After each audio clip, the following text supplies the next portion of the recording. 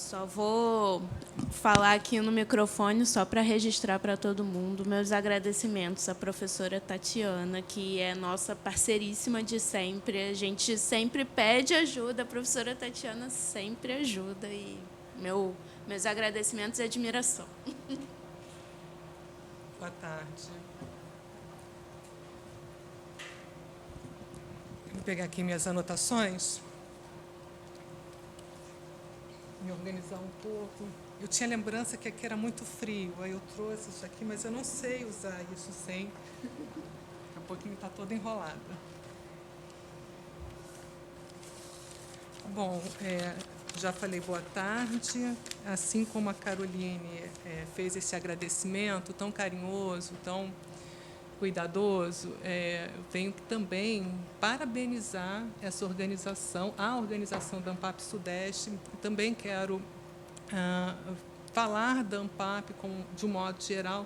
Eu acho que, dentre as organizações, organismos que pesquisam, que divulgam as artes visuais, eu acho a ANPAP mais democrática, né? Até por conta das subseções, né? Então, fica aqui meu depoimento, né, e a expressão de felicidade também de estar aqui. Para essa mesa, né, que eu pretendo mais ouvir do que falar, né, é uma mesa cujo título é Debate Racial, Interseccionalidade contra a Narrativa. Né? Nós temos 3 participantes. Leandro Muniz, da Universidade de São Paulo, vai apresentar o texto Darby English, Uma História da Arte das Exceções. Depois eu vou convidar Maria Luísa Teixeira Ramos Galacha, falei certo o seu nome? Com a comunicação História da Arte e Interseccionalidade, entre lacunas e possíveis diálogos. E, por fim, né, a participação da a Maria Luísa, da Universidade Federal do Espírito Santo. E depois, a última comunicação de Fabiana Ferreira de Alcântara, da Universidade do Estado do Rio de Janeiro, com a comunicação intitulada Disputa de Imaginário, Autorrepresentação e Dalton Paula e Maxwell Alexandre. Então, para compor a mesa, eu primeiro venho chamar aqui, nessa ordem estabelecida, o Leandro Muniz, para apresentar, né, o seu texto.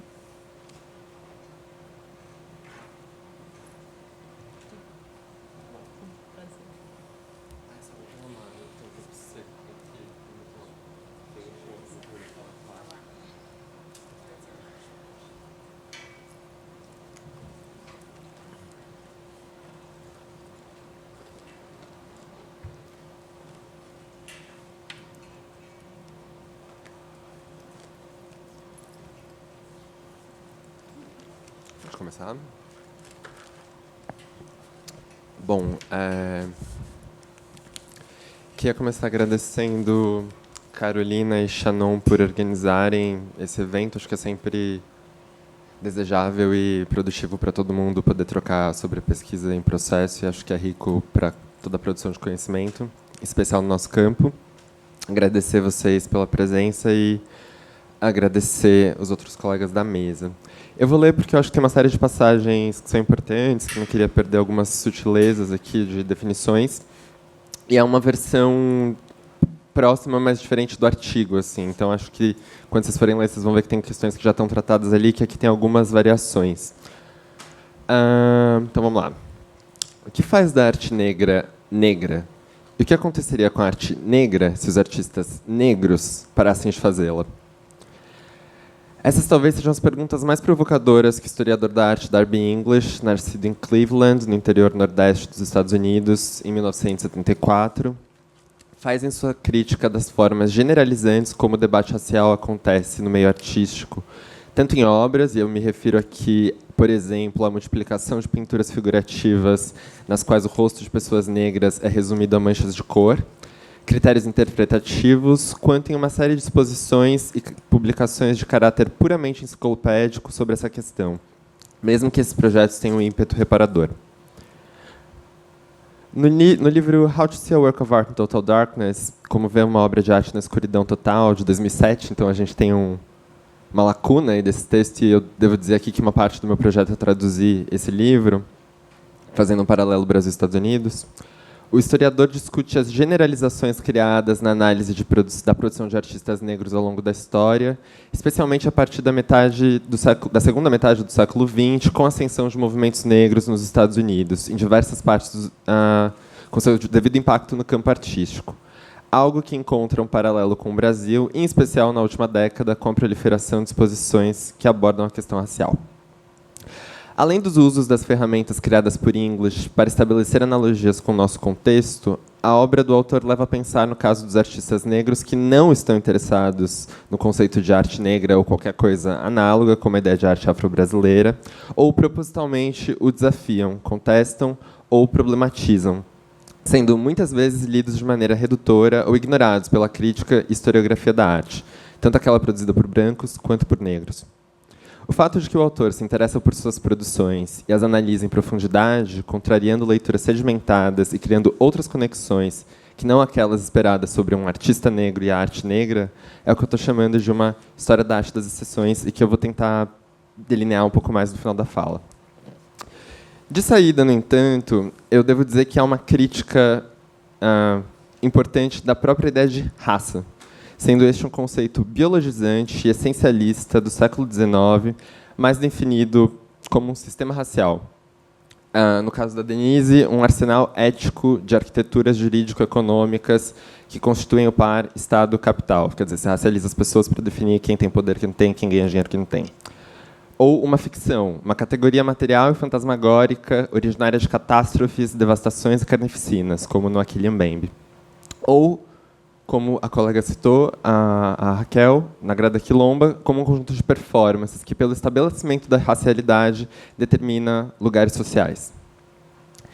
Embora existam divergências metodológicas, para falar de uma coisa que a gente levantou agora há pouco, e disputas ideológicas nas obras desses autores, junto a eles e outros, podemos alinhar em English a um debate sobre a questão racial que desautomatiza a relação entre as superfícies dos corpos, histórias, comportamentos e cultura, ou, mais especificamente, produção artística. Logo na saída na introdução do livro, Como Ver uma Obra de Arte na Escuridão Total, English discute essa obra do David Hammons, que chama Concerto em Preto e Azul, na qual há apenas lanternas azuis em uma sala vazia que fica à disposição do público. Então, tem nada para ser visto. O trabalho inspira o título do livro, essa ideia de como ver uma obra de arte na escuridão total, é usado na capa e tem muito a ver com uma questão central na obra do English, que é uma reflexão sobre o ato de ver como a mediação primeira da experiência racial, né, pelo olhar que a gente racializa as pessoas. A instalação é um campo complexo de interações sociais, metáforas explícitas e implícitas. A gente sabe da importância do preto e do azul nas diásporas africanas, fora as especificidades linguísticas desses termos nos Estados Unidos, né, o blue, que é usado para se referir tanto à cor, quanto à ideia de melancolia, quanto à música negra, blues. E é uma instalação que tematiza as expectativas sobre a produção de um artista negro, justamente sem criar imagens. E para analisar essa obra e as outras que ele vai discutir ao longo do livro, o English tem uma metodologia que consiste em pesquisar e desconstruir a fortuna crítica e teórica a respeito dos artistas que ele escolhe, descrever exaustivamente suas obras. Tem uma entrevista dele que eu estou traduzindo e analisando que chama a descrição como método. E a descrição, para ele, é um recurso que visa justamente se deter na materialidade do trabalho antes de qualquer projeção conceitual ou qualquer categorização. Para, então, conectá-las aos contextos sociais, históricos e políticos de onde emergem, bem como suas consequências práticas e teóricas, em uma história social da arte que parte do específico para o geral. Ele percebe a sua prática como historiador da arte enquanto uma parte mais funda da história social, não apenas naquilo que a arte reflete ou cristaliza essa experiência, mas também naquilo que amplia, questiona e intervém no funcionamento do imaginário. Em seguida, no segundo capítulo, ele cunha o conceito de Black Representational Space, que, ora, eu estou traduzindo como espaço representacional negro, como representações do corpo negro e de uma ideia de cultura negra, ora, ao espaço representacional do negro, como as possibilidades discursivas e formais do sujeito, tanto artista quanto curador, pesquisador, tal. E aí, como um conjunto de representações, códigos e imagens que, quanto mais se afirma, inclusive em suas demandas de reparação histórica, mais reifica seus sujeitos, modos de agir e expectativas sobre o que produzem ou não.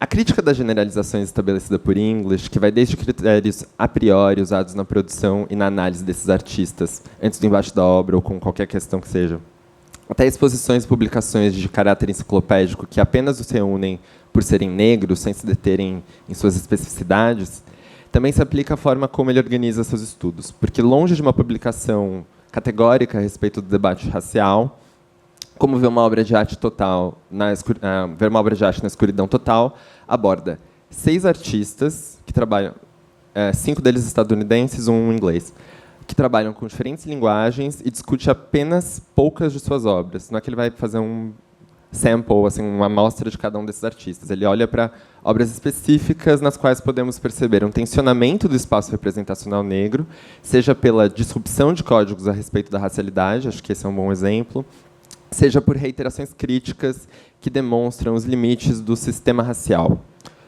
O livro discute obras que problematizam a própria ideia de raça e uma desconstrução dos critérios conservadores utilizados na análise de artistas negros, do modo como certas convenções são internalizadas nas próprias obras, do debate crítico e curatorial e das diversas compactuações dessas expectativas com o público. Essa triangulação acho que é importante, né? Como a gente mantém uma certa generalização, porque essas 3 pontas da discussão acabam, enfim, confortáveis com a situação. E aqui eu trago uma citação que ele fala um pouco mais do espaço representacional negro. Neste ponto, devo esclarecer as 2 funções que atribuo ao espaço representacional negro nessa discussão. Em uma, ela designa um território cultural cujo resultado é a recompensa do sucesso que Stuart Hall identifica como a luta sobre relações de representação, o que quer dizer os meios de produção de imagens negras. Exemplos relevantes incluem os modos de avanços reais e materiais nas condições de vida de intelectuais negros, que são essenciais para a nossa sobrevivência política. Posições profissionais, oportunidades de publicar, expor e debater publicamente, né, como estamos fazendo aqui. Mas há uma segunda função aparentemente necessária para manter, enriquecer e ampliar as principais. Isso é o que busco questionar, com base em que esses territórios são frequentemente sobrecarregados por uma obrigação a velhas práticas discursivas e estruturas simbólicas que precisam ser atualizadas de tempos em tempos. A segunda função designa um terreno conceitual delineado por normas filosóficas, dentro das quais a política de representação é ela mesma representada como se fosse, por natureza, um problema intracultural. Os limites desse terreno são, ao mesmo tempo, marcados e determinados por coisas como compêndios de trabalhos de artistas negros, relatos dos pontos cruciais de divisão e colapso em debate sobre a exemplaridade ou a positividade de certas representações, a aberração de outras, e a muito discutida transcendência da raça por alguns. Esse constante policiamento do espaço representacional negro não apenas o preserva, mas o renaturaliza. Ou seja, o espaço representacional negro é, antes de tudo, um paradigma interpretativo que estabelece, indica e delimita o escopo de ação de artistas negros. E English demonstra como o conceito de arte negra tornou-se uma chave de compreensão e de produção, transformando-se em um contexto que sobredetermina as discussões e a própria prática artística. Ou melhor, o maior contexto de leitura das obras e da produção das obras. Para a formulação desse conceito, o English tem 2 bases teóricas que eu acho importante trazer, porque elas apontam para a interdisciplinaridade da sua prática, bem como possíveis usos em debates interseccionais sobre gênero ou classe no campo artístico. Ele afirma que ele aprendeu a crítica à homogeneidade dentro do discurso da diferença com o texto Imitação e Insubordinação de Gênero, da Judith Butler. É um texto de 93 que, infelizmente, obrigado, não é traduzido ainda. Se alguém quiser, é uma ótima ideia, inclusive. E com os aspectos psicanalíticos da obra de Frantz Fanon. Em Butler, nesse texto, há a noção de que gênero, e por analogia, por extensão, a ideia de raça, é performado em um processo de repetição compulsória que busca criar os mecanismos de inserção do sujeito no grupo.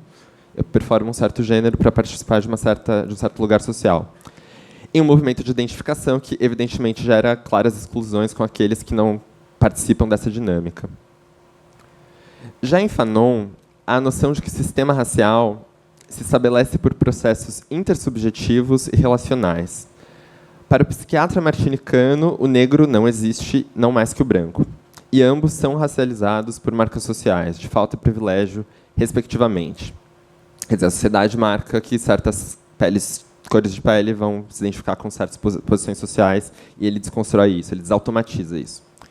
E todas as consequências disso, né? Desigualdades, expectativas de performance, etc. Ao trabalhar com Fanon para analisar como a triangulação entre artistas, públicos e instituições tenta promover e fomentar artistas negros apenas na chave da suposta arte negra, English sugere como essas dinâmicas acabam reiterando as violências e as restrições do sistema racial que operam na sociedade como um todo. Tem um outro dado que eu acho interessante, que nessas exposições que eu tenho analisado, eu acho que tem uma bibliografia muito focada numa análise social direta, sociólogos, historiadores. Eu acho que trazer a psicanálise para essa discussão é fundamental, porque eu acho que trata do dado da subjetividade. E eu acho que ele está falando de um autor que também pensa a relação entre subjetividade e estrutura política. Então, me parece significativo trazer o Fanon para essa discussão, embora, evidentemente, tenha problemas de época. A gente sabe que o texto é super homofóbico e sexista, que todo mundo que lê ele critica isso e tem que criticar mesmo, mas não é por isso que a gente vai jogar ele fora, porque eu acho que ele cristalizou uma série de conceitos e discussões que são relevantes até hoje. E no caso brasileiro, eu acho que essa ideia de espaço representacional negro tem um análogo, por exemplo, com a dissertação de mestrado do Hélio Menezes, que eu esqueci de colocar aqui, perdão, e com esse livro do Renato Araújo, Arte Afro-Brasileira, Altos e Baixos de um Conceito, porque eu acho que os dois são pesquisadores que historicizam e descrevem as disputas em torno do conceito de arte negra e de arte afro-brasileira. Eles fizeram essa pesquisa mesmo, de ficar lá olhando documentos do século XIX e pensando a diferença entre, por exemplo, a aplicação do termo em relação a temas, a sujeitos ou a produções, e como isso é instável, no final das contas, né? E eu acho que justamente a diversidade dessa disputa mostra a instabilidade do conceito e, no fundo, seu pouco poder de explicação das obras elas mesmas. Depois de historicizar e definir a ideia de espaço representacional negro, o English analisa algumas obras que eu acho que são interessantes. A primeira é essa da Carol Walker, que é um panorama que tem esses recortes de papel aplicados diretamente nas paredes das instituições e que põe em questão narrativas heróicas e triunfalistas surgidas no século XIX nos Estados Unidos, tipo E o Vento Levou. E o que ela faz, basicamente, é criar silhuetas de alta ambiguidade formal que perturbam essas narrativas, tornando-as abjetas, em contraste com as imagens positivas que a comunidade negra estadunidense criou para si, em especial com movimentos como Harlem Renaissance ou os Panteras Negras. Tem uma história curiosa que uma artista da uma geração anterior da Carol Walker, a Beth Saar, quando ela começa a expor esse tipo de trabalho, a Beth Saar faz uma carta pública, assim, falando que a Carol Walker está fazendo um trabalho para branco ver, que ela está jogando contra a comunidade. Enfim, ela detona a Carol Walker, fala que o trabalho não se presta a favor da comunidade negra e tal, mas ela em nenhum momento fala do trabalho. Esse é o tipo de coisa que o English analisa, né? Tem tanta expectativa de uma imagem positiva que a geração da Beth Saar criou, que quando a Carol Walker torce essas narrativas e torna todo esse imaginário do século XIX nos Estados Unidos completamente abjeto numa associação trágica entre violências raciais, sexuais e de classe, uma artista da geração anterior a ela fica em choque, mas não consegue olhar para o trabalho. Em seguida, no capítulo chamado Fantasias no Museu, ele aborda o projeto Mining the Museum, que pode ser traduzido como Minerando o Museu ou Minando o Museu, que são ótimas ideias, do Fred Wilson, e a instalação audiovisual Baltimore do Isaac Jullian, que foram comissionadas em diferentes momentos pelo Museu de Baltimore e com abordagens da crítica institucional que vão em diferentes direções. Porque enquanto Wilson lida com os próprios materiais do museu, obras e dispositivos da instituição para contrapor histórias reprimidas e oficiais, o que ele fez basicamente foi pegar o acervo e mudar de lugar. E essa é a imagem que eu acho mais eloquente de todas, porque você tem essa prataria, tem essas algemas que eram usadas em escravizados, você tem basicamente a mesma materialidade, metais, mas nas pontas opostas do sistema social, né? Em uma é do privilégio absoluto e a outra da espoliação absoluta. Mas ele fez isso com uma série de outros elementos do museu, né? Troféus, uniforme da Ku Klux Klan num carrinho de bebê, cadeiras de padres contra a parede, essas esculturas de indígenas super estereotipadas que ele também coloca contra a parede. E o filme do Isaac Jullian é o contrário. Então, enquanto pro English, né? Enquanto o Wilson está falando de uma história que a gente já sabe, mas que é oprimida na história do museu, reprimida na história do museu, o Isaac Jullian cria uma narrativa ficcional que se situa nos arredores do museu, então fala do próprio contexto dali do museu, especulando sobre o futuro, no entanto, escapando daquilo que a gente comumente chama de afrofuturismo. Ele parte de uma espécie de cinema blaxploitation, assim, que era esse cinema dos anos 60, 70, que tinha o objetivo de educar a população negra nos Estados Unidos, então é super esquemático, cheio de estereótipos, e ele torce isso de algum modo falando sobre o futuro. Em seguida, o English trata esses são os frames do Julian. Em seguida, ele trata das pinturas-textos do Glenn Ligon. O capítulo chama Painting Problems, que eu acho que com certeza tem uma ambiguidade interessante, porque a gente pode traduzir como pintando problemas ou problemas da pintura. E nessas pinturas-textos do Ligon, elas condensam criticamente diversas tradições, desde a arte moderna, passando por vertentes conceituais, pelo expressionismo abstrato, pela pop. A gente sabe, por exemplo, que esse uso dessas letras vazadas na produção dele se refere claramente ao Jasper Johns. Imagens de agentes políticos, cartazes de práticas ativistas, até a literatura. Então, esse texto que vai se sobrepondo é um fragmento de um livro do James Baldwin. De modo a embaralhar clichês, discutir múltiplas experiências relevantes na formação do artista, multiplicidade esta que muitas vezes foi ignorada na análise da obra de Ligon e tantos artistas negros. No caso dessa específica, uma coisa que ele critica é como, por exemplo, o Ligon começou a expor, e a única coisa que se dizia é um artista negro gay falando sobre ser negro e gay. Mas ninguém falava, por exemplo, que tem o Jasper Johns aqui de fundo. Por fim, ele trata, no capítulo A Estética da Dispossessão, as intervenções performáticas de William Popel, dessas performances desse artista que engatinha pela cidade. De Nova York, em diferentes contextos, ora em vizinhanças com crescente número de pessoas em situação de rua, ora em bairros burgueses, decadentes ou centros financeiros. Essa foi em um dos centros financeiros, eu acho. E com caracterizações diversas, vestindo desde ternos até fantasias de super-heróis.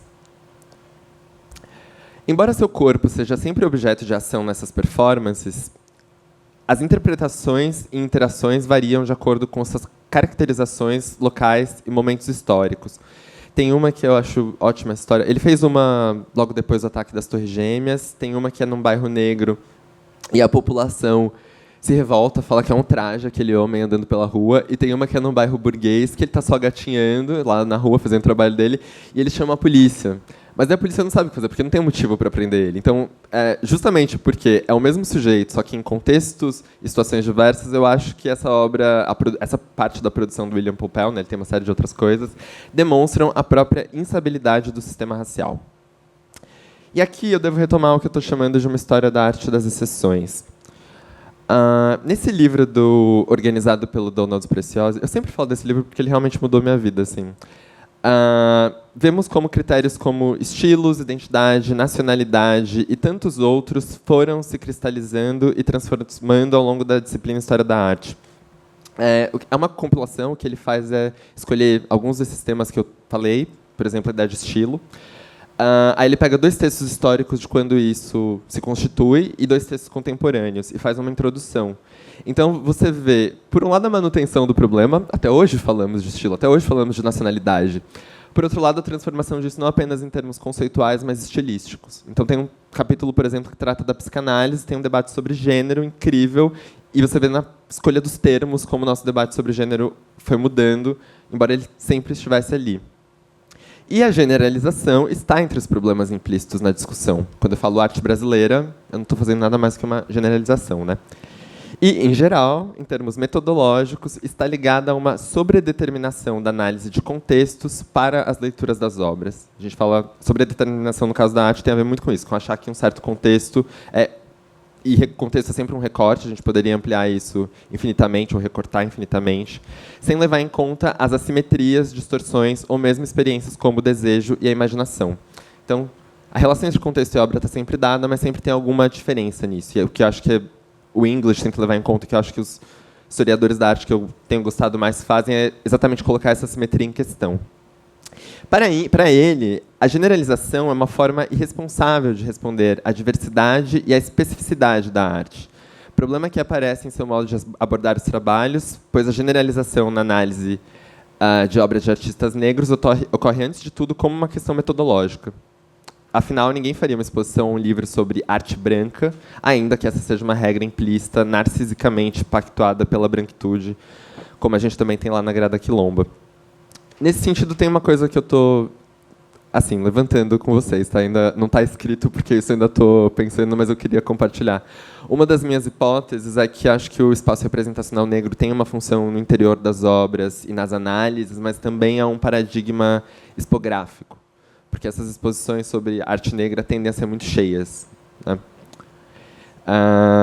Assim, a hipótese de uma história da arte das exceções não trata apenas daquilo que as grandes categorias da disciplina não podem abarcar por seus claros limites teóricos, temáticos ou discursivos. O interesse por uma história da arte das exceções vem daquilo que elas, as exceções, registram, mas também problematizam as regras, ou, como citado pelo English, como a experiência singular confirma e contradiz a história. No entanto, não se trata, de novo, de reiterar os clássicos binômios do pensamento ocidental, como a ideia de centro-periferia ou qualquer coisa do tipo. Porque, ao pressupor as regras e as normas explícitas e implícitas, uma história da arte das exceções força a colocar esses polos em relação, considerando em nuances suas assimetrias e desvios. É isso.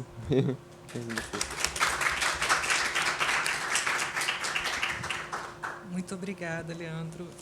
Eu chamo agora à mesa Maria Luísa Teixeira Ramos Galacha.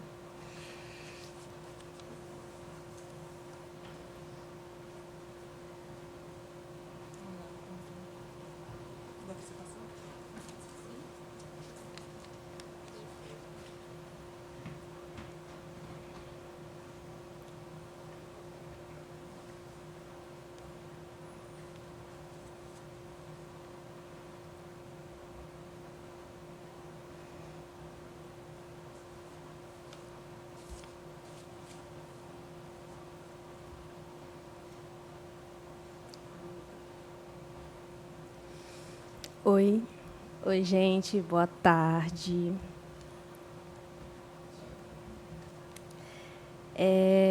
Gostaria de sinalizar para vocês que eu não vou ler um texto, né, como o nosso colega fez.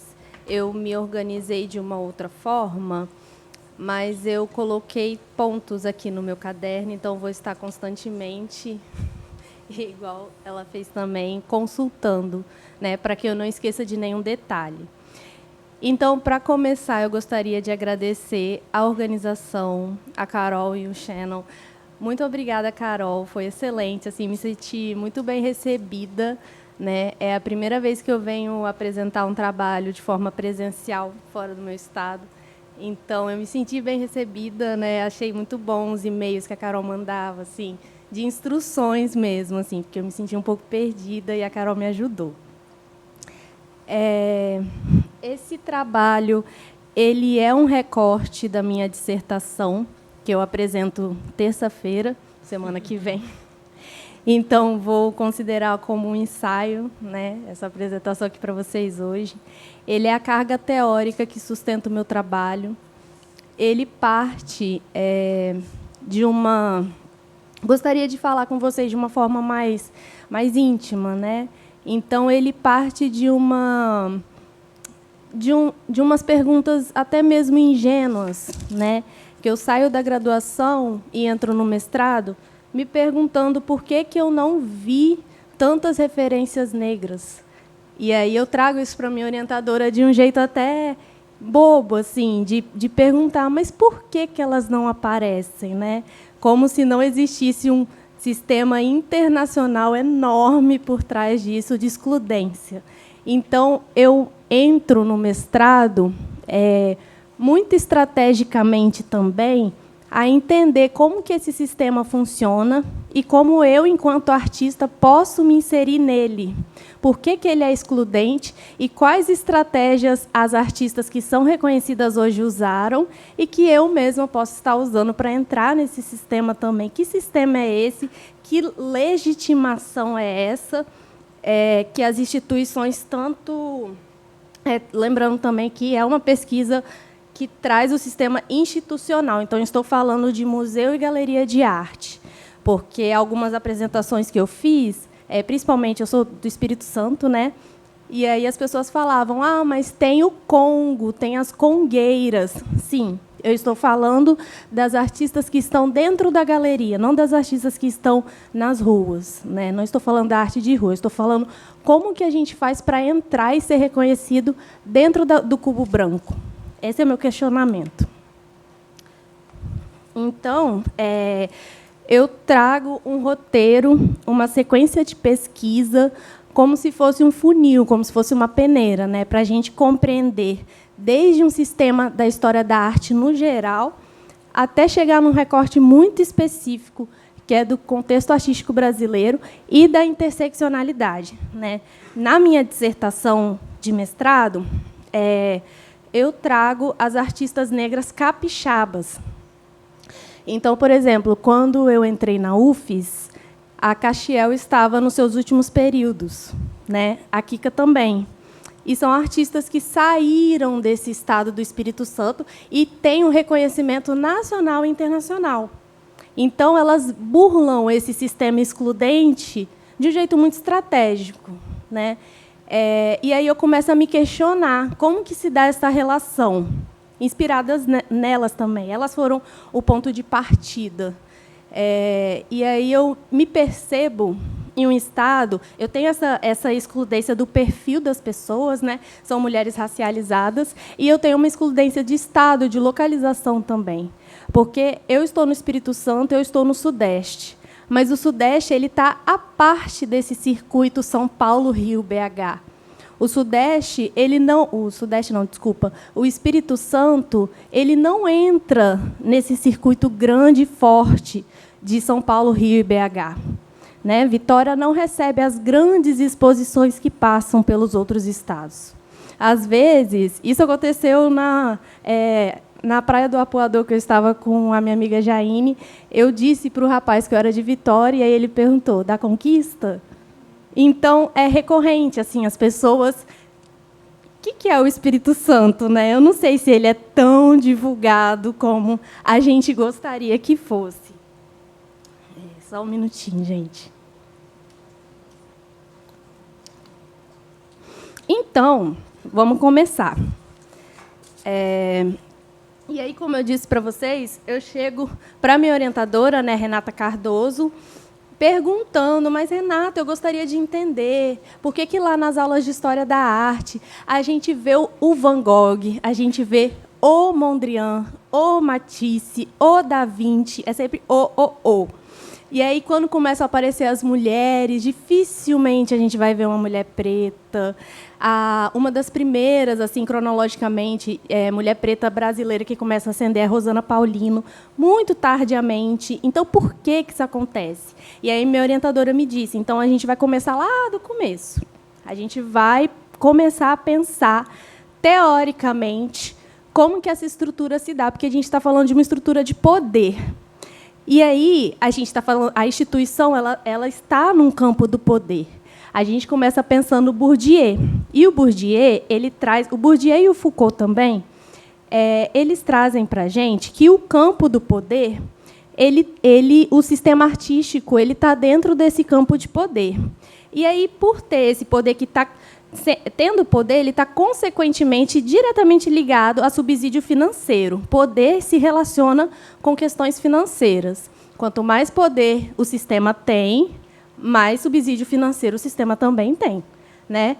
Então, a depender da condição desse indivíduo, então, se é um indivíduo que é uma mulher, está dentro de um recorte. Se é um indivíduo que é racializado, está dentro de outro recorte. Se é um indivíduo que é uma mulher preta, está dentro de um terceiro recorte. Então, assim, a depender de como esse indivíduo ele vai sofrer determinadas exclusões. O Bourdieu ele aponta isso para a gente. E aí, essas exclusões, elas interferem na condição mais ou menos favorável dele alcançar certas oportunidades. Então, quanto mais recortes excludentes ele sofrer, mais vai interferir na condição mais ou menos favorável dele entrar em determinados meios educacionais, profissionais, meios que têm aquisição financeira. Isso interfere na vida do sujeito. Bourdieu e Foucault falam isso para a gente. E aí eu começo a falar também com a minha orientadora que eu gostaria de que a minha pesquisa ela fosse regida, para fazer sentido também, por pesquisadoras intelectuais mulheres, de preferência a maioria negra. Então, a gente começa a dar preferência, eu sei que é importante, né? Igual ele disse, eu submeti o artigo, depois que eu botei Deleuze, foi aceito. Mas, assim, sei que é importante a gente trazer o Bourdieu, o Foucault, mas eu quero trabalhar com mulheres, assim, racializadas e não racializadas, mulheres. Então, eu coloquei essa condição de pesquisa, assim, o que torna mais difícil também, porque o campo ele fica menor. As referências, elas cortam pela metade, assim. Então, a gente tem que lidar com uma outra proposta de metodologia. Não quero usar esse texto, eu quero procurar um texto que vai ser coerente com o que eu estou dizendo, mas um texto escrito por uma mulher, porque isso diz respeito à pesquisa. Não faz sentido eu escrever uma pesquisa sobre isso tendo a carga teórica toda enquanto homens, né? Isso, para mim, não existe. Então, algumas das minhas referências são a Linda Nochlin, a Griselda Pollock, John Scott, Ana Simeone. A Linda Nochlin ela tem um texto muito interessante, que o título do texto é Por que não existiram grandes artistas? Esse é o título. E aí ela fala que essa pergunta ela é extremamente ingênua, porque o correto seria a gente perguntar por que as artistas não foram reconhecidas no sistema da arte. Será que é possível que, com décadas e séculos de história da arte, não existiram mesmo mulheres? Ou será que elas sofreram um apagamento e não foram entradas até mesmo nos materiais didáticos das escolas? Porque, quando a gente... eu passei por um período de licenciatura recente, e aí foi minha primeira experiência em sala de aula. As minhas referências do livro didático eram, né, todos homens, assim. Então, desde criança, no período escolar, o que a gente vê nas aulas de história da arte? Nem digo aula de história da arte, nas aulas de arte, né? O que a gente encontra? Quais são as referências que entram ali? E aí a Linda Nochlin coloca isso para a gente. Será que não existiram mesmo ou elas só foram excluídas? Né? E aí a Ana Paula Simeone ela vem trazendo um pensamento interessante, que ela coloca cronologicamente como que as mulheres começaram a entrar. Por qual arte elas começaram a entrar? Então, assim, quais eram considerados cânones da arte? A pintura e a escultura. Né? Lá nas academias, há séculos atrás, o que é interessante a gente pensar também, a pintura e a escultura tinham muitos modelos femininos. Então, as mulheres elas não pintavam, mas elas eram representadas em seus corpos nus. A gente vê muitas obras, esculturas e pinturas e desenhos também, que têm o corpo nu da mulher e que elas estavam presentes nesses ateliês enquanto modelos, mas elas não estavam presentes enquanto artistas. O que é uma diferença, porque, enquanto artista, você está demandando um poder em suas mãos. Né? Então, elas eram, desde sempre, sexualizadas. E aí, como que elas começam a entrar nesse sistema? Por qual tipo de arte? A Ana Simeone coloca para a gente que elas começam a entrar pelo bordado. E aí ela até escreve um texto escrito que tem o nome Bordado e Transgressão, Questões de Gênero na Arte, de Rosana Paulino e Rosana Palazian, que são duas artistas que utilizam... Obrigada, moço. Que utilizam bastante o bordado em suas técnicas. E aí, nessas épocas da Academia de Belas Artes, há décadas e décadas atrás, por que elas são aceitas na técnica do bordado? Porque o bordado ele tinha uma função, ele se ligava com uma função doméstica, do lar, delicada, ornamental. Então, como que essas artistas elas têm essa liberação dos maridos e também que mulheres são essas que começam a frequentar esses espaços e produzir essas artes? Mulheres brancas burguesas, né, que para não ficarem à toa, elas tinham essa ocupação de bordar, né? É assim que começa a entrada delas. E aí a gente começa a entender que são as estratégias utilizadas. Né? A gente tem, por exemplo, saltando um pouco na história, a gente tem a estratégia que foi até usada um pouco pela Frida Kahlo, que foi o quê? Assinatura em conjunto com o marido. Porque a Frida tinha um esposo que era artista reconhecido em vida, ela foi reconhecida pós-vida, né? As obras dela estouram depois da morte dela, e ela frequentava galerias e espaços artísticos, ela estava dentro do sistema, mas ela não estava dentro do sistema como artista, ela estava dentro do sistema como a esposa do Diego Rivera. E aí, qual a estratégia no início que a Frida utiliza? Ela assina em conjunto. Então, aquela obra ali era Diego Rivera e Frida. Até ela conseguir desassociar e começar a assinar por conta própria, começar a assinar sozinha. Mas aí é uma estratégia que ela utiliza. Então, assim, nunca é uma entrada sozinha. É sempre uma entrada que tem que ser muito bem pensada, que tem que ser arquitetada, porque senão não funciona, cai no apagamento, né? E aí, contextualizando exclusivamente no Brasil, essa parte, eu acredito que ela é um pouco para o campo sociológico também, né? Porque a gente começa a pensar as relações étnico-raciais do Brasil e como que a circulação de arte afro-brasileira, de artistas negros e negras no sistema, ela acontece. Né? E aí ali eu coloco que as mulheres elas foram limitadas ao ambiente doméstico, materno, ou vista pelo contexto de sexualização dos seus corpos. E aí, como eu disse a vocês, a minha preferência, minha preferência mesmo, minha prioridade de utilizar intelectuais, interlocutoras negras. Então, eu trago quem? Sueli Carneiro, Lélia Gonzalez, Diane Lima, Janaína Barros, Rosana Paulino, Renata Felinto. São algumas delas, né? E aí é interessante que cada uma delas traz uma contribuição diferente. A Lélia Gonzalez ela vem com a perspectiva de amefricanas. Então, ela coloca essa palavra amefricanas no sentido de mostrar que, mesmo em lugares diferentes da América Latina, nós, mulheres aqui, a gente vem sofrendo o mesmo sistema de dominação, que é o patriarcado e o racismo.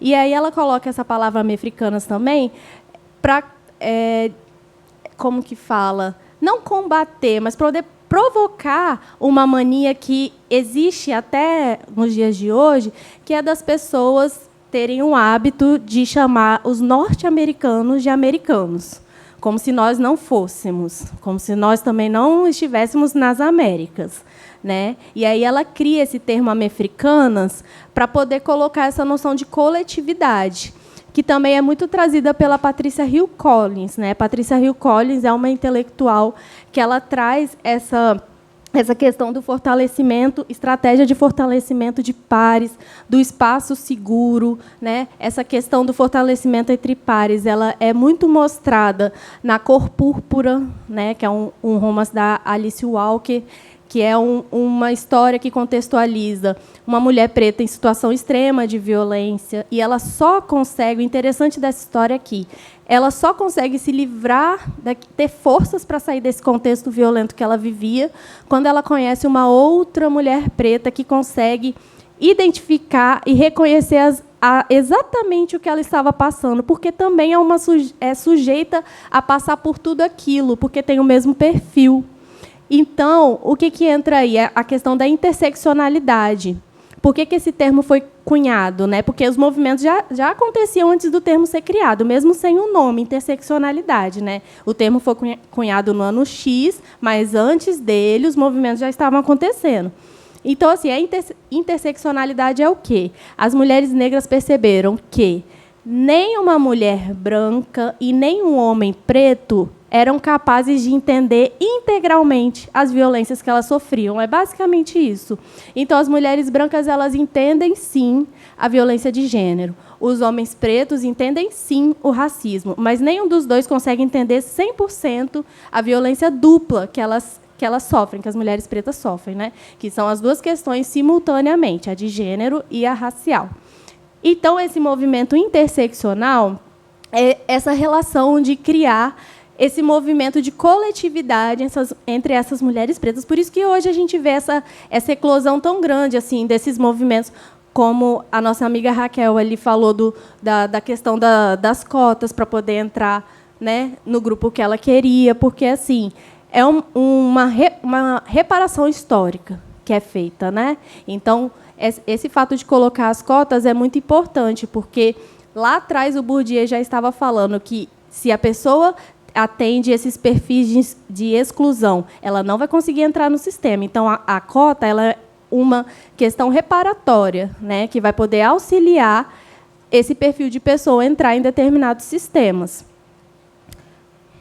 E aí, juntando esses dois pontos teóricos, a questão de gênero e a questão interseccional dentro do campo da arte,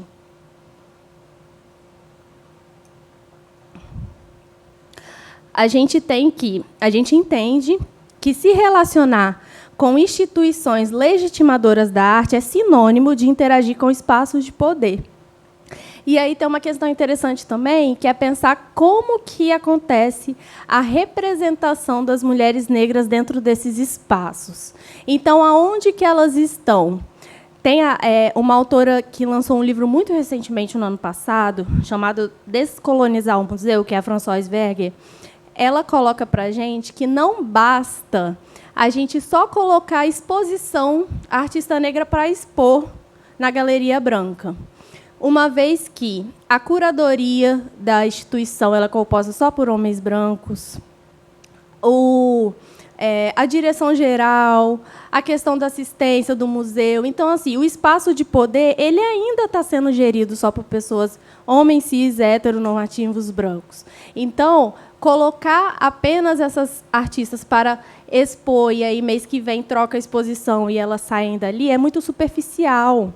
E aí essa autora, Françoise Verger, ela coloca para a gente que uma coisa inicial a se fazer seria a devolução dos materiais confiscados que tem no acervo, das obras de acervo que foram roubadas de colônias de África e colônias indígenas, que existem muitas. Então, enquanto a gente não pensa nas pessoas que estão ocupando os espaços de poder, que estão na gestão do espaço institucional, enquanto a gente não devolve as obras que foram saqueadas no período da colonização, de nada adianta a gente só ficar expondo artista negra na parede. Sim, é importante, mas não é suficiente, não faz diferença. Diferença no sentido de que amanhã, quando aquela exposição sair dali, a instituição vai tocar o barco da mesma forma que há 100 anos atrás, entende? Então, para que haja uma mudança significativa, a gente precisa pensar, uma das estratégias curadoria negra e curadoria coletiva. Que movimentos são esses? A gente pode pensar na própria Bienal, que teve uma curadoria que pensou uma proposta dialógica e horizontal. Não é uma proposta individual, não tinha uma pessoa só ali. E a gente pode pensar também na ideia de fortalecimento de pares. Não tinha uma mulher preta ali, tinha a Grada e tinha a Diane. Tinham as duas. E aí tinha o Hélio também. Então, eles estavam ali de forma coletiva. A decisão ela era tomada de forma de diálogo, que transpassava todas as pessoas ali, né? A gente pode pensar também na exposição dos Brasis, que aconteceu no ano passado, com Igor Simões, Lohane Mendes e Marcelo Campos. Mais uma vez, um exemplo de curadoria coletiva. E há Encruzilhadas da Arte Afro-Brasileira também, do Deri Andrade, que mais uma estratégia seria o quê? Porque o título do artigo é Entre Lacunas, que a gente já viu no histórico da história da arte, e possíveis diálogos. Então, aqui a gente começa a pensar os possíveis diálogos que podem acontecer para a inserção de artistas negras nesse meio artístico, nesse meio institucional.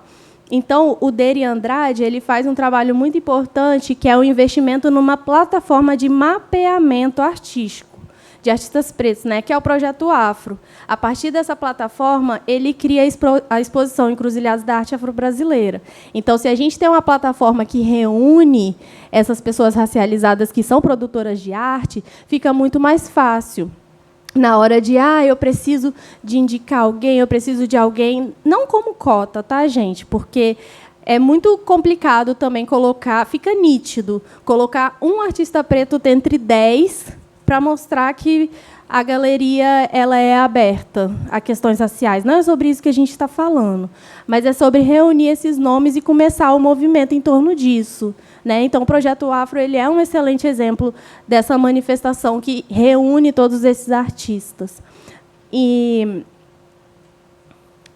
Então, essa é algumas das estratégias que eu trago no trabalho como forma de conclusão a se pensar, entendi a teoria, mas o que a gente vai fazer com isso? Eu entendi que o curador é um agente de poder. Dentro do campo de poder, nós temos agentes de poder. O curador é uma pessoa que está escolhendo artistas e está escolhendo obras para poder adentrar a instituição.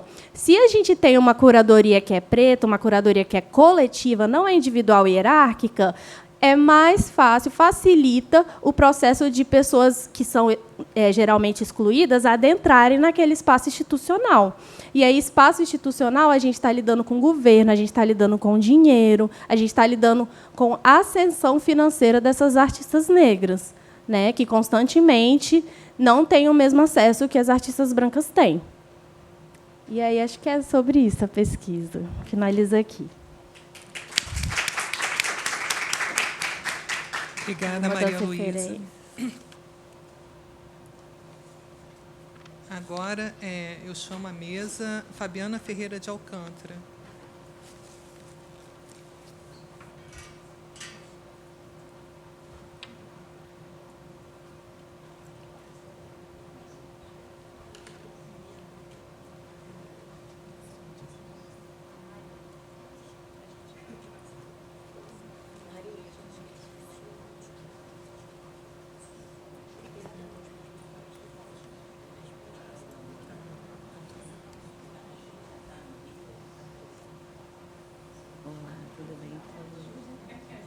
Acho que vai tudo bem.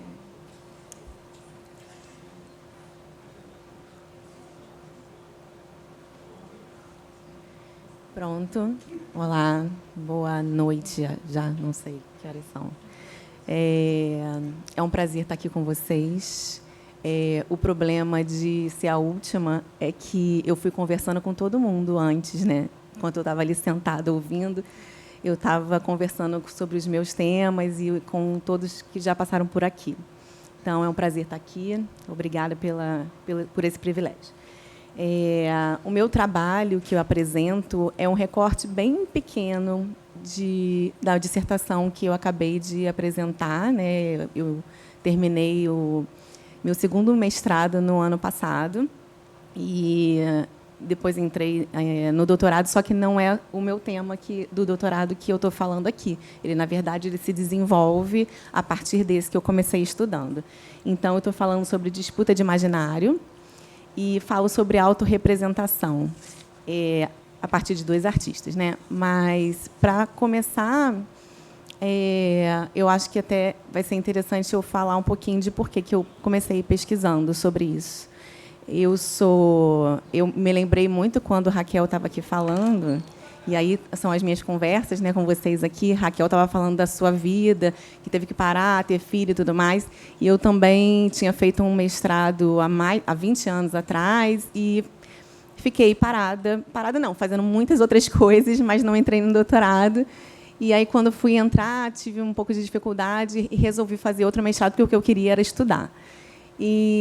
Então, o tema que eu escolhi para a pesquisa tem relação com autorrepresentação, porque eu vinha pesquisando fazendo várias leituras, né, sobretudo a do Hal Foster, quando questiona o artista como etnógrafo, que ele fala, né, sobre os artistas na década de 90, estarem nesse lugar de buscarem falar de outras pessoas.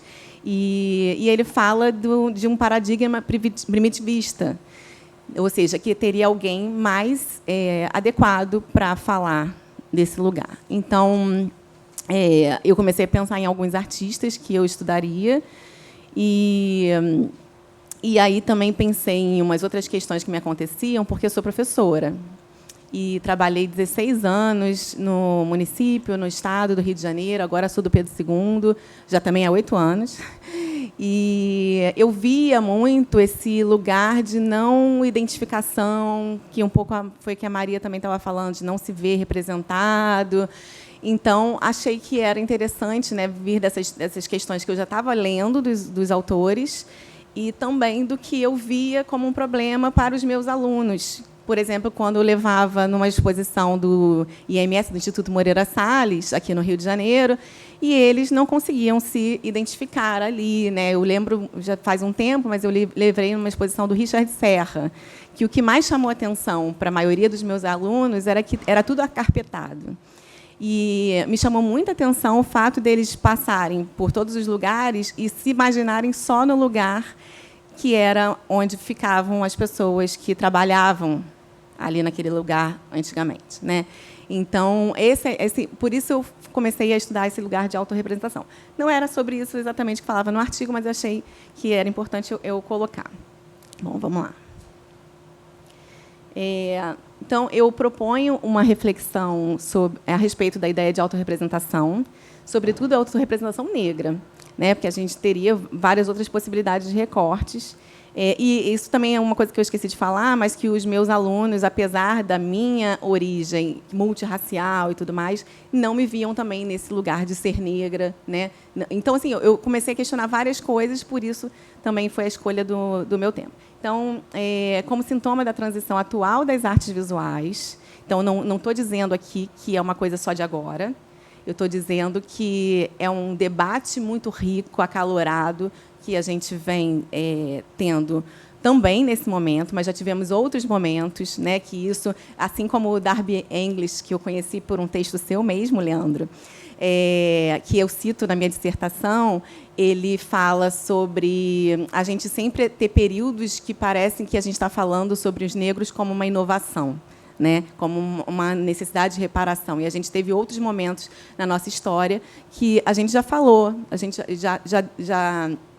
já chamou a atenção também de outros artistas negros, mas, nesse momento, né, nessas últimas décadas, isso muda muito. O que eu quero dizer? A quantidade, muitos artistas, muitas pessoas começaram também a conseguir se colocar nesse lugar, né? Então, não sei se eu cheguei a ser clara. Enfim, então, eu estou falando sobre uma negociação das diferenças na contemporaneidade que está sendo discutida, que é importante ser discutida, e que, aqui no Brasil, especificamente, a gente vive muitos momentos que parece que é essa sensação de inovação, também pelo que eu li do Darby English, porque a gente percebe que a gente tem muitas questões que não estão solucionadas, que a gente tem muitas discrepâncias sociais. Então, vira e mexe, a gente precisa... É como se isso viesse à tona novamente, chamar a atenção, enfim. Acho que tem muita coisa para discutir aí, mas eu estou fugindo do meu assunto. Então, ao propor o tema da autorrepresentação, lidamos com um regime de visualidade racializado estabelecido, no qual são construídos modos segregados de ver, ainda fortemente arraigados na sociedade contemporânea. Eu trabalho com a ideia de um confronto discursivo na esfera da visibilidade pública, entendendo-se a representação como uma atividade de construção. E é a partir dessa ideia de construção, de simbolização, que eu vou trabalhar muito com esse tema de autorrepresentação. Então, envolvida nas práticas sociais, cujos discursos, as artes, os rituais, as mediações estão presentes e constituídos a partir da realidade social. Os dois artistas que eu escolhi para trabalhar não eram esses dois inicialmente, era o Maxwell e a Alexandra já estavam, e depois eu fui fazendo algumas verificações e selecionei os dois, vou falar daqui a pouco por quê. Os dois têm em comum a questão de falarem um pouco sobre essa mistura mordaz de violências subliminares pelos quais os negros passamos. E, ao mesmo tempo, a inesgotável capacidade de fabular futuros, que isso tem muito a ver com a escolha desses dois artistas no trabalho. Os dois artistas demonstram consciência do potencial de suas imagens e imaginários em jogo e da relevância das construções de suas identidades pessoais, ou seja, estabelecerem toda uma construção, não só da imagem que eles criam, né, não só pensando em pintura, em performance, mas pensando em toda uma performatividade das ações que eles criam. Então, pensar autorrepresentação não envolve só falar sobre se autorretratar, mas elaborar toda uma visibilidade de questões que são relevantes e suas possibilidades de ações políticas coordenadas, de ação política coordenada no sistema da arte.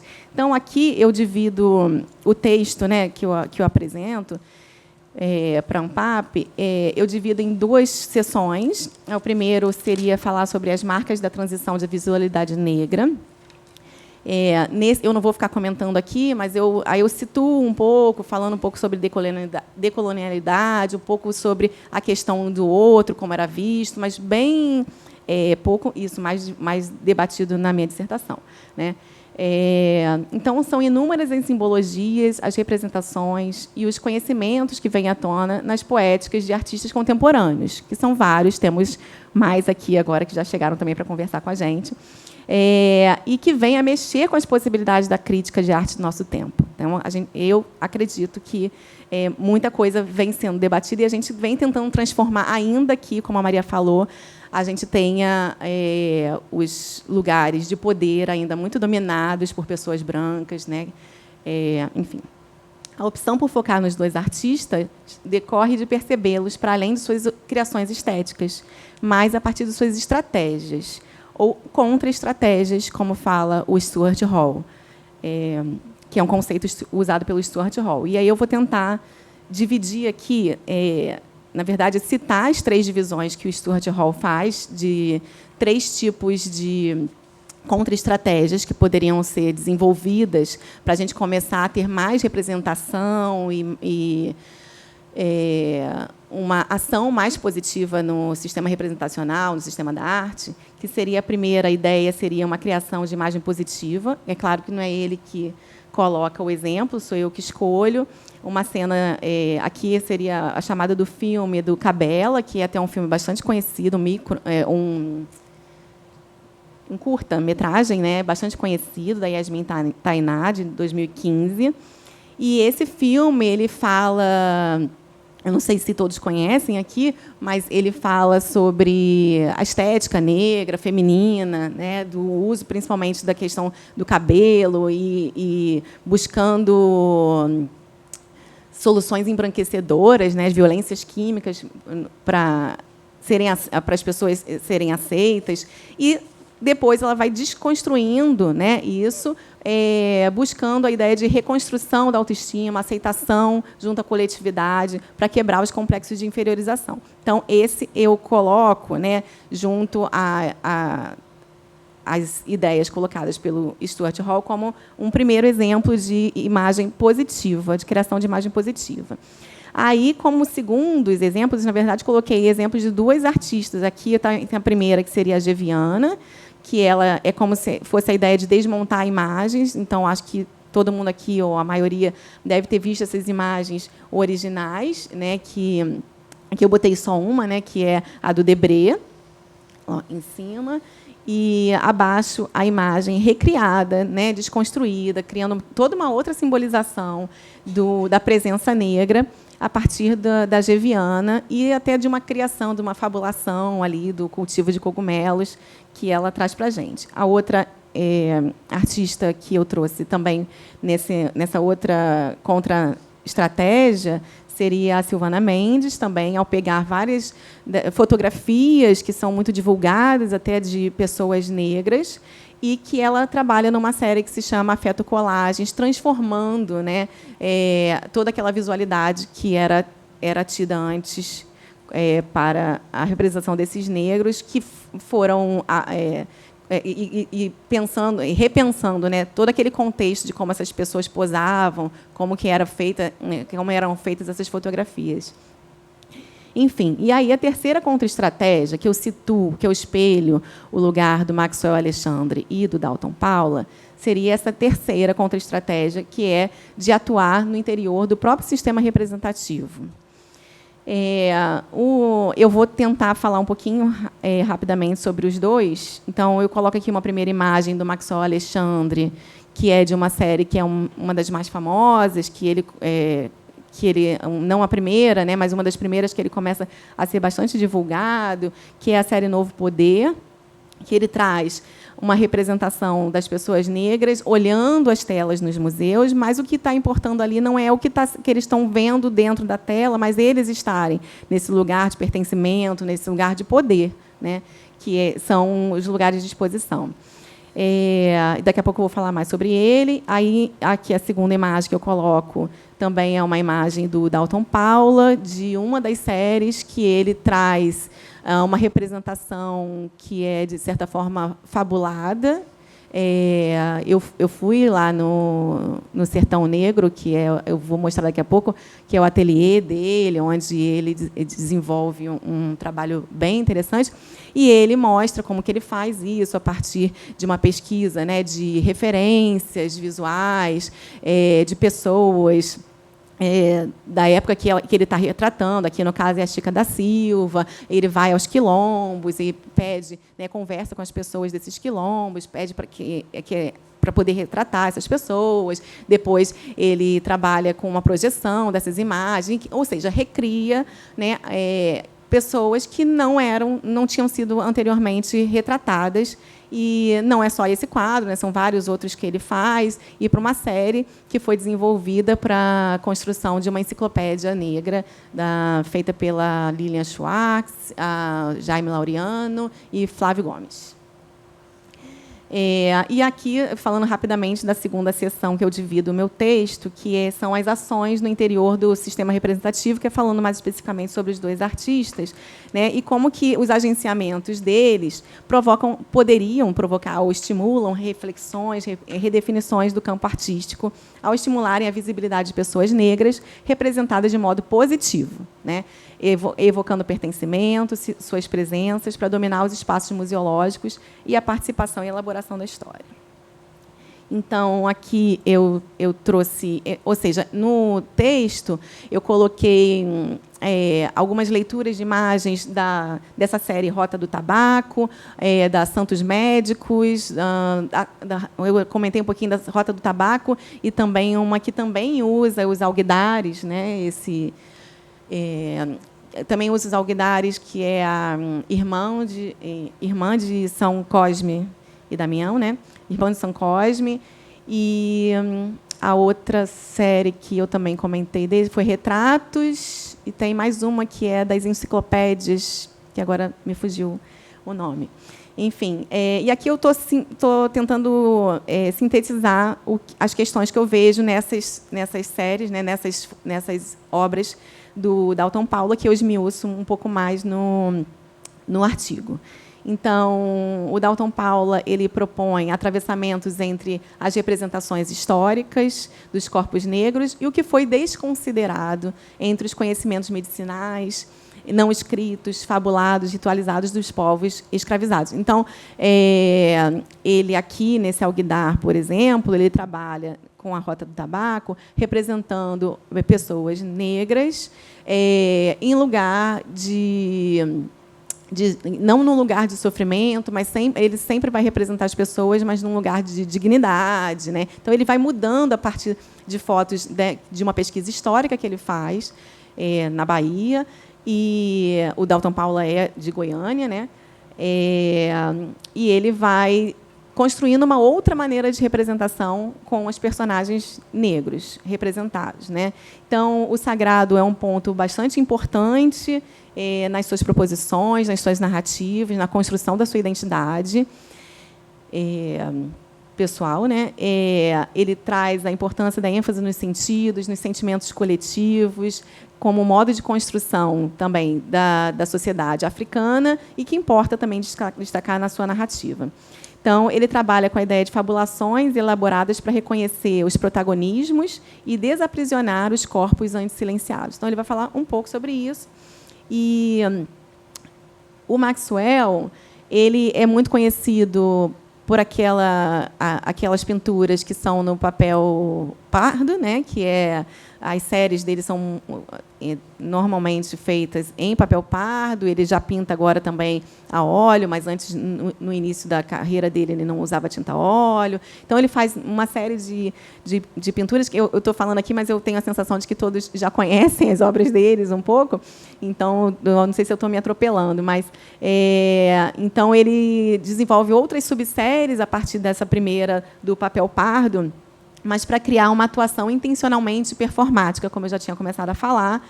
E ele cria também, como eu tinha falado da comparação, né, com o Dalton Paula, que pensa muito nessa ideia do lugar da religiosidade. Ele também situa, não se situa como um artista que venha do candomblé, embora até o Hélio Menezes, como o Leandro também falou, na dissertação dele, ele fala bastante sobre isso, sobre ser um lugar esperado também para os artistas negros, e também a professora Juliana Bevilacqua, ela fala sobre isso, né, com a Antônio Manuel dos Santos, que, apesar dele se dizer que não era do candomblé, as pessoas colocavam ele nesse lugar, né? E o Maxwell Alexandre, apesar de o primeiro batismo dele ter sido feito numa encruzilhada, ele usar o nome de encruzilhada em algumas obras, ele não é desse lugar. Ele diz que ele é de berço evangélico, fala da importância desse lugar também na vida dele, das construções que ele fez, da imagem que ele fez de um Deus negro, né, quando ele ia para a igreja, acompanhava a mãe e as pessoas também com que ele vivia, né, na Rocinha. Então, ele cria, junto com amigos da faculdade, uma igreja fictícia, né, que é a Igreja do Reino da Arte. Então, ali ele junta diversos rituais litúrgicos. Então, para não ficar específico, né, como se fosse uma ideia de não ficar especificamente trabalhando com uma só religiosidade, mas a gente questionar esse lugar, ou seja, não o próprio da religião, mas questionar o lugar da sacralidade da arte, né? Então, ele fala sobre a ocupação dos espaços de representação e de valor na sociedade, né, os espaços de poder, e traz a ideia de uma afirmação estética, de valorizar os cabelos, as vestimentas, a aquisição de símbolos de consumo que ostentam, né, integrar as pessoas negras em um lugar altivo, positivo, das narrativas históricas e recentes legitimadas. Então, ele também é bastante questionado por isso, né? Questionado, às vezes, como individualista, às vezes, por ser um pouco arrogante, e vai brigando por esses espaços eles também poderem se colocar, né? Então, aqui eu trouxe a imagem primeiramente, lá a imagem do Sertão Negro, né, que são do Dalton Paula, e já tem mudanças. Aí, quando eu fui lá, já não estava mais assim. Essa é uma imagem da internet. E aqui, nessa daqui, seria o primeiro pavilhão desenvolvido pelo Maxwell Alexandre, que são ideias de espaços autônomos de criação que eles dois propõem entre os espaços institucionais. Então, porque eles acreditam, eles pensam, né, a arte nesse lugar de não depender só das galerias, da instituição museológica, né, mas também criar os seus espaços, né, também criar suas demandas, também criar oportunidades para outras pessoas se colocarem. Então, agora a gente já tem o terceiro pavilhão do Maxwell Alexandre sendo encerrado, agora nesse domingo. Mas aqui eu trouxe só um pouquinho para vocês verem, né, do Sertão Negro Ateliê Escola de Arte, que lá em Goiânia, né, é um espaço muito pensado de uma forma mesmo de coletividade, de integração, de contato com a natureza. Muito interessante, eu acho que todo mundo devia ir conhecer. E ele fala muito de ser um lugar que ele, de repente, nem precisa falar tanto, porque as pessoas já conhecem, sabem um pouco do que ele pensa sobre arte, sobre como ele se coloca no mundo a partir do que vem lá, né? E os artistas mesmo, que também têm aula nesse espaço, né, que trabalham com residência, eu estou vendo que já está tenso, eles já estão com uma certa, já estão conquistando seus espaços, tanto em Goiânia como sendo convidados também para outros espaços expositivos. Então, deixa eu passar logo, que eu não sei quanto tempo eu tenho. E aqui eu trouxe um pouquinho só de três imagens que eu escolhi aqui embaixo e lá em cima, uma passagem que aconteceu no primeiro pavilhão do Maxwell Alexandre, que foi em São Cristóvão, o segundo pavilhão foi na Rocinha, e o terceiro pavilhão, que está agora até domingo, funcionando, que é ali na Gávea, que fala sobre a série Clube, né? Que tá e ele fala e ele traz uma questão também que é interessante, que é agora de questionar esse lugar do negro, podendo falar sobre a pele branca, falar sobre esse lugar também de não ter que ser só falar sobre negro, né? E aí ele coloca em postagens, né, no Instagram e tudo mais, falou assim. Postou, por exemplo, que os curadores não esquecessem dele, né, porque agora estava pintando a pele branca. Então, ele vai se colocando muito no próprio Instagram, né, não só em entrevistas. E, enfim, deixa eu finalizar aqui. Os dois artistas eles criam referências que buscam agir na construção da ideia de empoderamento, enquanto prática social necessária, como uma ideia ainda de que aqui nós dependemos. Nós precisamos muito desse lugar ainda de construção, né, de construção de lugar, de construção de, aos poucos, avançando o debate, avançando, mesmo para ele, o próprio Maxwell, né, ele questiona se ele tem que ficar só no lugar de se colocar como artista negro, mas ele quer fazer obras abstratas e ele coloca, e ele faz várias, né? Então isso eu discuto mais na dissertação, não nesse texto, mas enfim, eles trazem essa ideia de que o empoderamento, né, como a Joyce Berth, ela coloca para a gente, que depende de uma criação que é também do individual, com aceitação estética e autovalorização pessoal, né, e de um crescimento coletivo, de ressignificação de suas autoimagens, de pertencimento ao grupo e a valores ancestrais. Então, além de expor os incômodos quanto às representações, os artistas demonstram compreenderem esse momento de evidenciação, ou seja, de novo retorno a essas discussões aqui no Brasil, em outros lugares também do mundo, mas que, em alguns lugares, provavelmente, a gente já tem debates mais avançados, né? Ou que não dependem de algumas críticas que a gente precisa crescer aqui. Então, ambos, esses dois artistas mostram em seus processos a ideia de operar nas estruturas artísticas e, entre elas, a partir de seus espaços próprios de criação para a transformação da representação a partir das mudanças de ações de uma coletividade afirmada e empoderada. Bom, é isso. Agradeço. Eu saio. Posso sair? Obrigada, Fabiana. Posso fechar aqui? Então, aproveito agora para chamar à mesa o Leandro e a Maria Luísa. Tinha muito.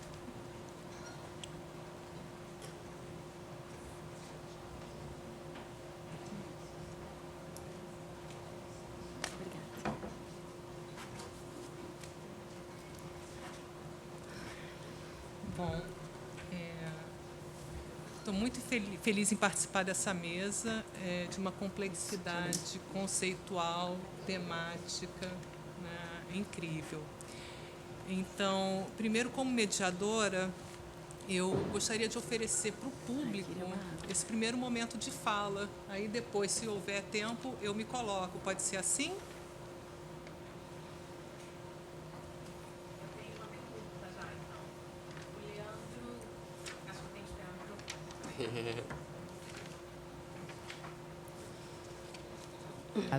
Leandro, né? O Leandro falou uma coisa que ele não trouxe no trabalho. Essa coisa me interessa bastante, que é a quantidade de coisas ou pessoas, eu não sei, expostas nas exposições afro-referenciadas. Foi isso? Alguma coisa que você falou sobre de estarem muito cheias? Você falou que estavam muito cheias. Sim. Aí eu pensei, cheias de gente ou cheias de obras de arte também, né? Cheias de obras. Eu me incomodei muito no Dois Brasis, lá no Belenzinho, por exemplo, que eu fiquei, gente, eu não consigo... Enquanto cenógrafa, por exemplo, o espaço é muito importante, né? E esse cuidado com o espaço expositivo é muito importante. E eu vi um descuido. Acho a exposição incrível, acho importante, historicamente, blá, blá, blá, enfim, desde a Afro-Atlânticas lá no MASP e tudo isso que está crescendo. mas fica difícil de ver, né? As obras estavam muito uma em cima da outra. Isso é difícil. Eu vi um outro trabalho, né? Um outro cuidado na Bienal. Então, na Bienal era outro lugar, então que a gente consegue comparar uma exposição muito cheia e muita referência. Eu entendo que a gente até falou, né, que a gente está tirando esse lugar do antropoceno, né, trazendo novas histórias, novas não, mas enfim, histórias, trazendo visualidade para elas, outros artistas. Mas eu penso o quanto que é difícil desse lugar da escolha mesmo, esse lugar da curadoria. Então, como artistas diversos dialogam numa mesma exposição só por conta da racialidade, né? Então, e quão difícil é também, não sou curadora, obviamente, né? Esse lugar da escolha, porque a gente acaba num circuito pequeno e a gente escolhe um e deixa os outros, né? Como é isso? Então, eu queria que você falasse um pouco mais sobre esse lugar. Se vocês quisessem, na verdade, falar... qual é o seu nome? Fabiana. Fabiana também trouxe diversos artistas e falou desse lugar da escolha desses artistas, né? Então, como que é isso, né? Tá ouvindo bem? Bom. Eu estava na graduação há 10 anos atrás. Eu tenho 30. Então, em 2014, eu tinha 20. Estava lá, tipo assim, tô aqui curtindo estudar arte e ter uma suposta liberdade nesse campo. A primeira vez que veio um convite para uma exposição de artistas negros. Eu estava na graduação, nem rolou, tal. Mas foi a primeira vez, assim, que eu falei, gente, tem um negócio aqui. E naquela época aconteceram uma série de exposições. Aconteceu Histórias Mestiças, aconteceu uma na Pinacoteca, artistas afro-brasileiros na Coleção da Pina. Isso em São Paulo, né? Aconteceu uma no Vídeo Brasil, aconteceu... Eu sei que foi um momento que eu estava me formando e essa narrativa que eu estou fazendo do sistema racial sendo replicado no sistema artístico, eu vivi pela primeira vez, assim. Aí agora que eu estou com 30, eu estou vendo acontecer de novo, do mesmo jeito, da mesma forma. Porque não importa se é a primeira daquela instituição. E se não é a primeira daquela instituição, é a maior. E se não é a maior daquela cidade, é a maior do Brasil. Mas a forma não muda. A estrutura do discurso é a mesma. Então, eu estou tentando historicizar um pouco esse modelo expográfico, porque eu acho que é um problema metodológico formal.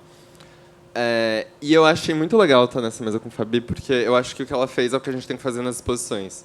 Não é só juntar a Sônia Gomes e o Rubem Valentim porque são negros, não tem nada a ver, mas você junta porque é negro. É olhar porque tem conexões formais, temáticas e éticas, né? Achei ótimo você falar que eles têm espaços juntos. Eu achei uma sacada muito boa. Tem muita diferença na postura deles, né? Um é super plácido, o outro é mais agressivo, mais irônico. Mas tem muita conexão, de fato, no que eles estão fazendo, inclusive nisso, de criar um espaço. Então, acho que isso é um pouco mais que a gente tem que fazer. E eu acho que menos quantidade, mais qualificar o debate, assim, sabe? Mais ter pesquisa e menos enciclopédia. Sabe? É uma questão metodológica. Porque eu acho que... E eu tô falando isso da enciclopédia porque eu acho que é um formato colonial, assim, real. Literalmente, assim. Do mesmo jeito que é o gabinete de curiosidades, o salão, sabe? Então, acho que a gente tem que, talvez, ter mais reflexão, mais tempo de dilatação e de decantação mesmo disso, assim. Eu acho que tem uma... Isso é legal de compartilhar com vocês. Eu não estou ainda... Porque tem muita coisa para fazer na pesquisa, né? Analisando tanto pontos de contato e diferenças culturais, mas uma coisa que vai acontecendo naturalmente, ao longo da pesquisa, é das diferenças institucionais. E nos Estados Unidos, eles têm, nos anos 60, já a criação de uma série de instituições negras, com os paradoxos que isso gera, mas, por exemplo, o Studio Museum surge com um programa de residência para artistas negros fazerem o que quiserem. Então, você tem um monte de artista abstrato trabalhando ali, tendo grana para trabalhar por um ano. Isso é incrível. Tem paradoxos que surgem, por exemplo, da circulação desses artistas só por essas instituições, mas isso é uma coisa que a gente vai ver só nos anos 90, com Emanuel Araújo, e num formato muito complexo, assim, né? Então, essa é uma coisa que eu acho que também que acho que a gente tem que colocar em perspectiva, as condições institucionais para essa circulação, tanto de artistas quanto de curadores. Porque eu acho que isso é determinante. Eu acho que a gente está num momento muito específico, que eu acho que uma outra coisa que a gente tem que colocar em perspectiva é a nossa própria história, que é muito diferente, por exemplo, ali do Abdias, que já tinha essa discussão, e é muito ambíguo no Abdias, porque, por um lado, ele defende muita liberdade, por outro lado, ele é super pragmático de dizer o que é arte negra e o que não é, sabe? Assim, isso é meio, eu fico sempre meio perturbado quando eu estou lendo o texto, porque eu falo assim, é genial, é muito bom, é progressista. Aí você fala assim, não, sabe, é conservador, assim. Mas ali nele eu acho que tinha um momento intermediário que você tem as instituições, mas você não tem um mercado tão aquecido. Então acho que os artistas encontram outros lugares. Agora eu acho que a gente não tem nada intermediário entre museus grandes e galerias. Eu acho que isso é um pouco... Eu não sei, eu não vou julgar, mas eu acho que é uma coisa que determina essa forma de circulação muito categórica, sabe? Eu tenho essa impressão de que é um lugar que tudo é muito acelerado, muito rápido, e acho que isso a gente precisava colocar para a nossa reflexão. Inclusive, eu acho que, até pensando numa coisa que você colocou, eu acho que até curadores negros a gente tem bastante, né? Assim, tá um momento que tem muita gente que faz curadoria. O que eu acho que a gente não tem é diretor negro de instituição. Esse é um pepino maior. E diretor negro de instituição que não seja de arte negra. Esse é um pepino maior ainda. E eu acho que isso é mais determinante, porque eu acho que, enfim, tem questões nisso, assim, sabe? Acho que curadores a gente tem um momento bastante profissionalizado da prática, que tem gente circulando. Claro, talvez em cidades maiores, né, São Paulo, Rio, mas diretor de instituição que é que decide para onde vai o dinheiro. Então acho que precisa dessas pessoas, assim, mais do que só curador, porque curador também acaba fazendo um trabalho esporádico, né? Você não trabalha, você não cuida de toda a programação e de toda a entrada dos acervos, né? Acaba sendo um pouco parecido com o que você narrou, assim, com a aparição esporádica dos artistas, eu acho. Fora, enfim, outros casos, né? Mas obrigado pela pergunta, é um assunto importante mesmo. Alguém mais gostaria de perguntar do público?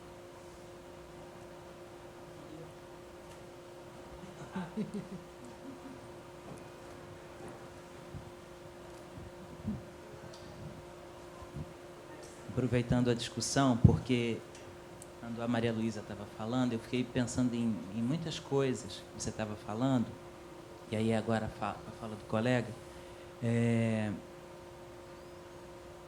Na minha trajetória de pesquisa, eu começo estudando os salões de arte, né? E é uma coisa que eu tenho parado para pensar muito. Quando eu terminei a minha graduação, era comum eu ouvir na graduação uma crítica muito intensa ao salão de arte e ao modelo do salão, como um modelo de exposição. E eu, já na graduação, pesquisava salão, e eu nunca conseguia entender de onde vinha essa crítica, porque eu conseguia ver no salão, e isso é um parênteses, eu continuo vendo hoje, apesar de todos os equívocos do salão, como uma instância democrática de circulação, os salões de arte moderna, especificamente.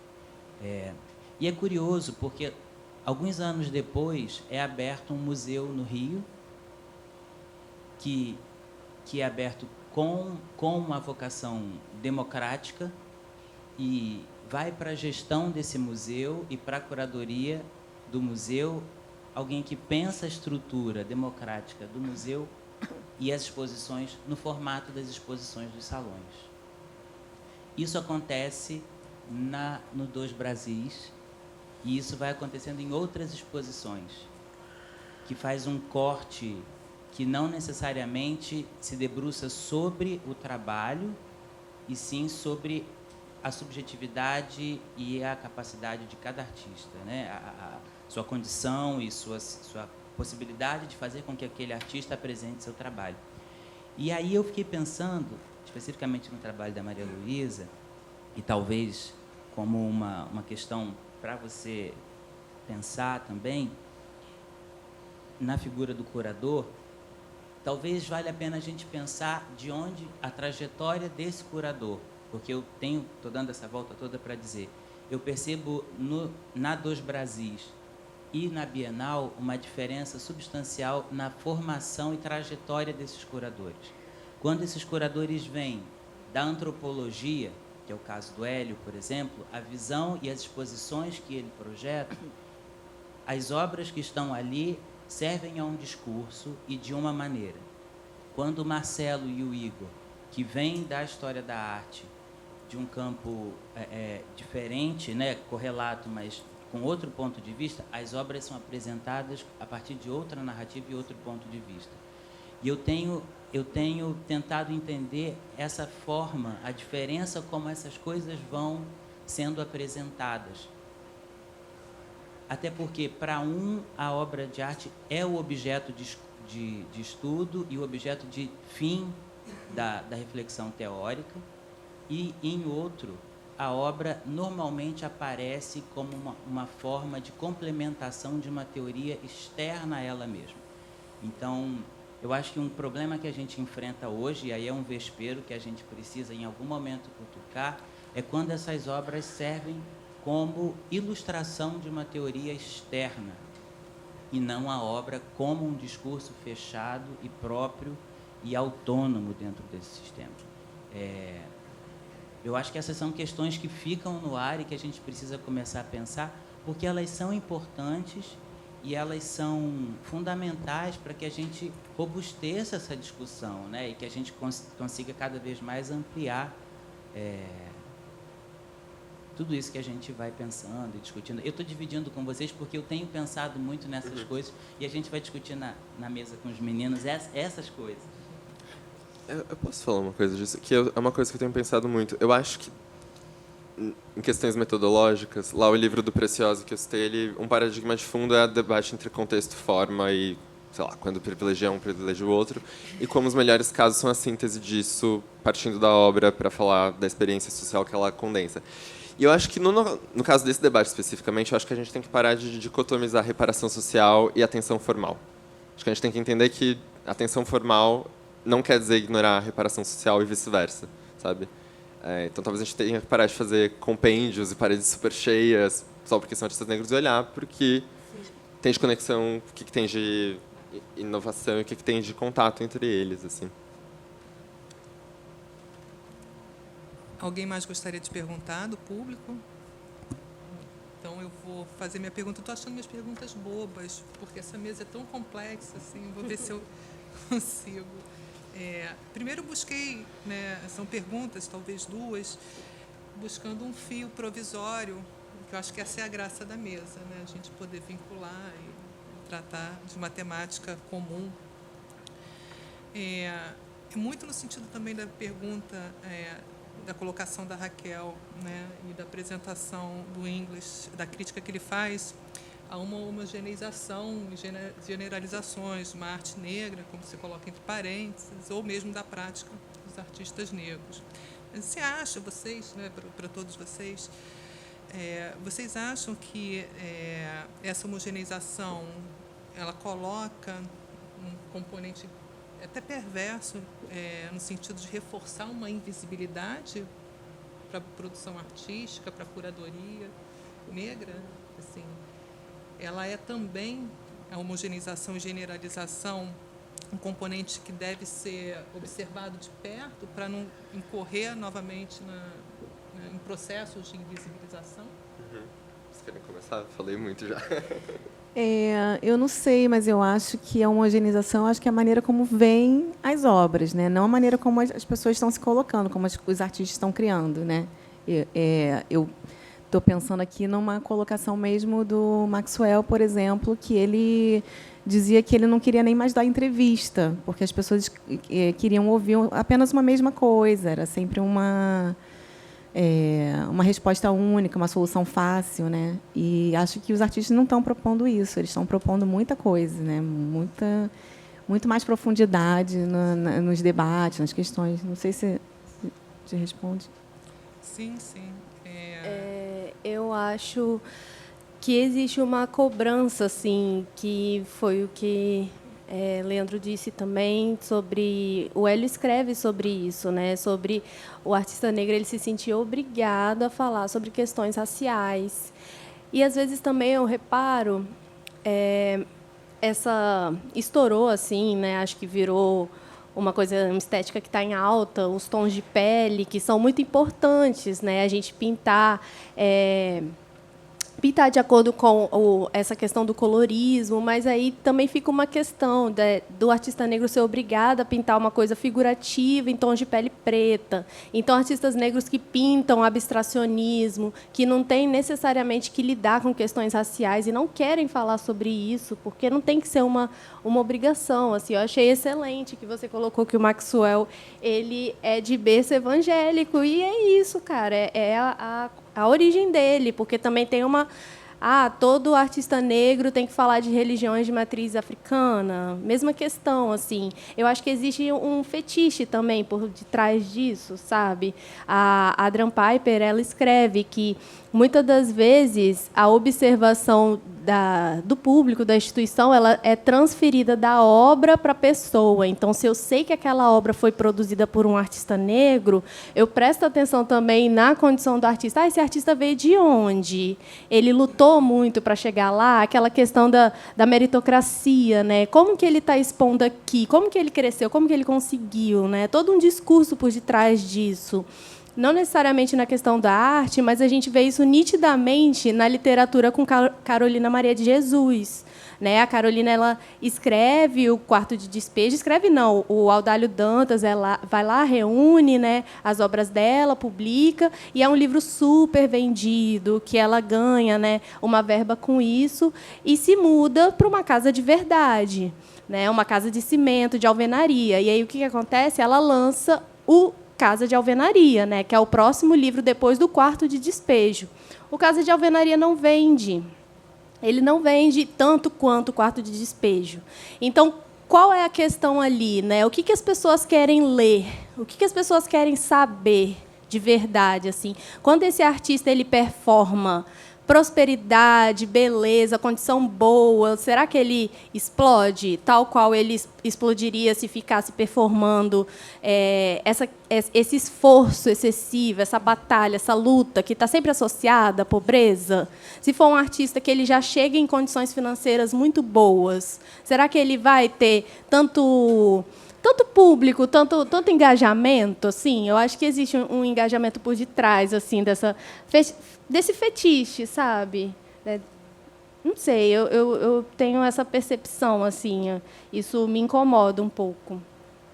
Eu acho que eu já tinha dito, né? Acho que de algum modo já passei por aí. Vocês têm mais uma? Não, na verdade, vocês já responderam, né? Era um pouco... eu gostei, eu posso falar um pouco dos meus papéis.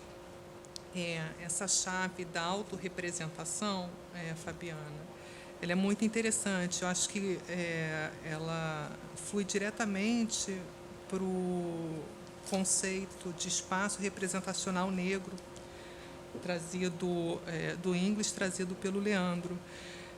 Esse espaço representacional, ora, né, cultural, associado às mudanças materiais da vida das pessoas negras, né, que eu acho que Maxwell e Dalton reforçam isso, e também como o território conceitual, né? Então, fica uma chave muito interessante, bem colocada para esse espaço representacional negro. Acho que combinou assim, perfeitamente. Né? Quer dizer, um exemplifica o outro, é isso que eu quero dizer. Não é necessariamente uma pergunta, mas uma colocação.